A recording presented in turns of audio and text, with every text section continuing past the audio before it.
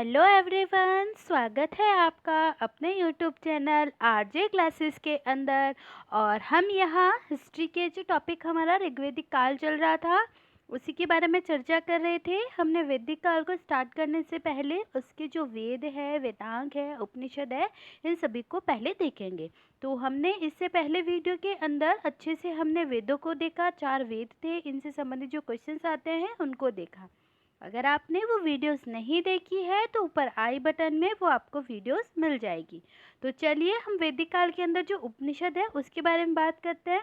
देखिए, उपनिषद की बात करें तो इनकी संख्या है 108। इन्हें वेदांत भी कहा जाता है। क्वेश्चंस आ रखे हैं अगर आप हिस्ट्री से बिलोंग करते हैं, प्रॉपर सब्जेक्ट्स के अंदर से, और अगर ये हिस्ट्री वैदिक काल आपके लगा है तो ऐसे क्वेश्चंस आपको देखने को मिलेंगे।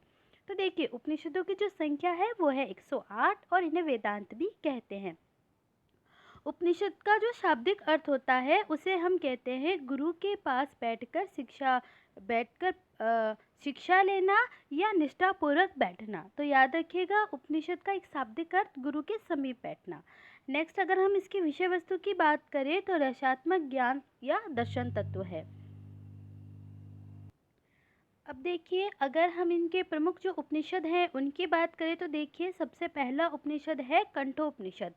ये कंठोपनिषद है। इसका जो हम मान लीजिए संधि विच्छेद करते हैं तो कंठ प्लस उपनिषद, इसमें यम और नचिकेता का संवाद है और इसमें कर्म कांड की आलोचना की गई है। बस आपसे सीधा सा पूछेगा कि यम और नचिकेता का संवाद कहाँ वर्णित है, तो वो है कंठोपनिषद के अंदर। याद रखिएगा, यम और नचिकेता का संवाद।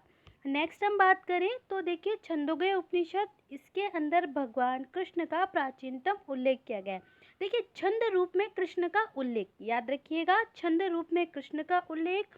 कृष्ण देवकी का पुत्र है, अंगिरस ऋषि के शिष्य हैं, ये सभी इसी के अंदर बताया गया है। और सबसे ज़्यादा जो चीज़ आपको ध्यान रखनी है वो ये है कि बौद्ध धर्म का जो पंचशील सिद्धांत है वो हमें इसी उपनिषद से मिलता है। याद रखिएगा, मोस्ट इम्पोर्टेंट लाइन है, आपसे पूछी जा सकती है कि बौद्ध धर्म का पंचशील सिद्धांत किससे लिया गया है, तो वो है छंदोग्य उपनिषद। नेक्स्ट हम उपनिषद की बात करें तो देखिए, आरण्यक उपनिषद है या वृहदारण्यक उपनिषद भी इसको हम कहते हैं। ये सबसे लंबा उपनिषद है और इसमें गार्ग्य और याज्ञवल्क्य का संवाद हमें मिलता है।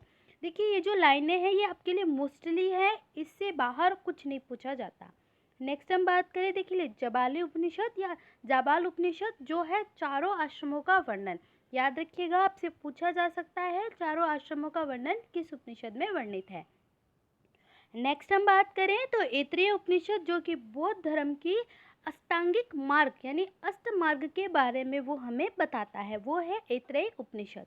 नेक्स्ट है मुंडको उपनिषद, जो सत्यमेव जयते, ये किस उपनिषद में बताया गया है, तो याद रखिएगा, मुंडको उपनिषद के अंदर।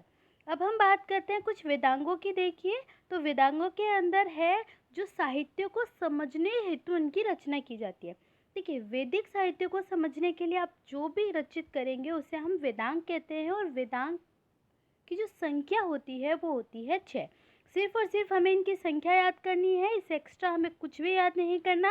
याद रखिएगा, शिक्षा, व्याकरण, ज्योतिष, छंद, कल्प और निरुक्त।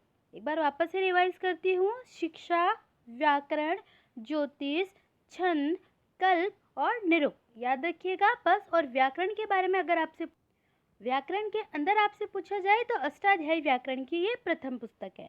नेक्स्ट, अगर हम पुराणों की बात करें तो देखिए, पुराण का जो शाब्दिक अर्थ होता है वो होता है प्राचीन आख्यान। उसके बाद जो पुराणों की संख्या होती है वो होती है 18। पुराणों की रचना जो कि लोम हर्ष एवं अग्रश्वा या अग्रशर्वा ने की है। इसमें जो महत्वपूर्ण पुराण है वो है मत्स्य पुराण, जो कि बहुत प्राचीन पुराण है, और इसमें शुंग और सातवाहन वंश की जानकारी मिलती है। ध्यान रखिएगा, मत्स्य पुराण बहुत ही प्राचीन पुराण है और शुंग और सातवाहन वंश की जानकारी हमें किसमें मिलती है, तो वो है मत्स्य पुराण। देखिए, ये आगे जब हम वंशों के बारे में पढ़ेंगे तब भी ये पुराण वगैरह हमारे बहुत काम। अब हम बात करें तो देखिए, स्मृति साहित्य में एक तो है मनुस्मृति, जो कि प्राचीनतम स्मृति है। देखिए, इसमें सामाजिक नियमों का, जर्मन के दार्शनिक का बाइबल को जला दो, मनुस्मृति को अपनाओ, ये जर्मन दार्शनिकों का एक वक्तव्य है। शुंग और सातवाहन वंश के भी इसमें रचना मिलती है। इसके जो टीकाकार है वो है भारूची, कुल्लक भट्ट, मेघातिथि और गोविंदराज। अब देखिए एक और है हमारी जो मोस्ट इम्पोर्टेंट स्मृति है, याज्ञवल्क्य स्मृति। बस आपको नाम याद रखना है, टीकाकार इसके जो इम्पोर्टेंट नहीं है। नेक्स्ट है नारद स्मृति, जिसमें दासों की मुक्ति का उल्लेख किया गया है। और है क्या, कात्यायनी स्मृति, जिसके अंदर आर्थिक गतिविधियों का उल्लेख किया गया है।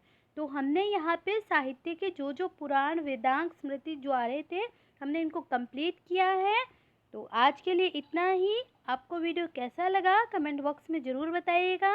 अगर आप हमारे चैनल पे नए हैं तो प्लीज़ चैनल को सब्सक्राइब कीजिएगा, लाइक कीजिएगा, शेयर कीजिएगा। Thank you.